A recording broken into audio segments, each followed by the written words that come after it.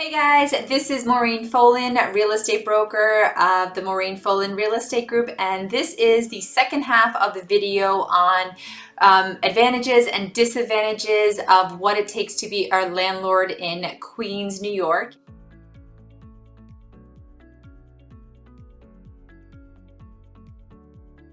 And seeing if this is the right investment for you if you want to make it. So in my last video, I talked about a lot of the advantages. Just to recap, we're talking about appreciation. We're talking about having tenants that help pay down your principal and your mortgage.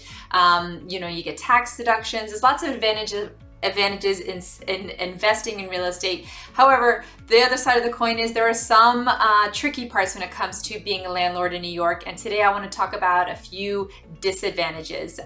Being a landlord it's not for everybody, right? When you buy an investment property and you have tenants that now you're servicing, remember you are servicing these tenants. And what I mean by that is, let's say something goes wrong. The boiler breaks, the middle of winter, it's Saturday evening, and you get a call from your tenant saying that there's no heat. So you have to be prepared to accept those kind of phone calls and be able to meet a plumber or meet whatever service repair person has to attend to the property. The way to overcome that is if you hire a property management company. However, hiring a property management company, they usually charge 20 to 25% off your gross income every single month. So that does dig into your profit as a landlord. So those are two things that you kind of need to consider. If you are willing to take those phone calls and be of service for your tenant, be prepared to receive phone calls at all hours, whether you're on vacation or not. Tenants don't really have that kind of filter on when to disturb you, when to not, because sometimes there's an emergency with the property and they need to have something remedied on a quick response. So be prepared for that.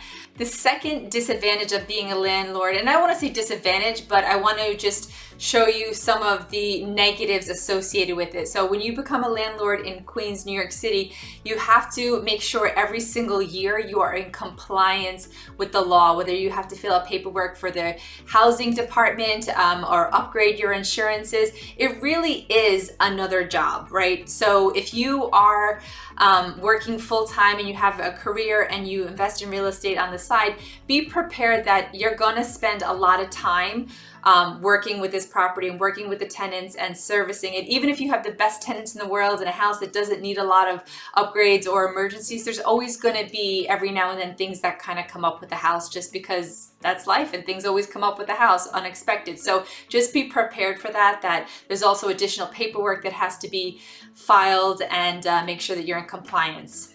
The third, and I would say the most risky disadvantage and inconvenience of being a landlord in New York City, especially because these days a lot of the law leans towards the tenant. So the tenants have a lot more leniency than the landlords. And if you do get a bad tenant in New York City at this time, and when I say bad tenant, someone who comes in and is constantly calling and complaining and causing you a lot of anxiety and stress, or there's even the tenant that comes in and just stops paying rent, right? So if you get that kind of tenant in New York, it is very frustrating, because then you have to go through the whole legal process. So you have to be prepared to have funds to be able to cover an attorney to start an eviction process, as well as cover that rent that you were expecting to receive from that tenant. And that tenant could legally stay in the house for 4, 5, 6 months without paying rent. And that is a disadvantage at this time in New York City of what it means to be a landlord. So there are some things that you can do to kind of prevent this. What I would advise is you absolutely screen your tenant up front even before you let them move in. I would make sure you check their credit. You want to check that they have a high credit score, because that's usually an indication of how responsible they are in paying their bills, as well as their income. You want to check the last 2 years of income to make sure that they have the funds coming in to be able to pay your rent. That's another important thing to look out. And also their references, right? Like where they have been living for the last few years, call their current landlord as well as 2 or 3 previous landlords before that, and ask questions like, would you take this tenant back again? Were you happy with them when they left? How did they leave the place? All of these kind of questions are really important to ask, because you'll get a lot of truth and clarity on what kind of tenant this is going to be. So of course, past performance is no indication of future performance, but it's usually a very good idea on whether they're the kind of tenant that you want to work with and have live in your investment property. So I hope all of this makes sense. If you have any questions on becoming a landlord in New York City and interested in purchasing an investment property, absolutely reach out to me. We'd love to be of service. All the best. Bye.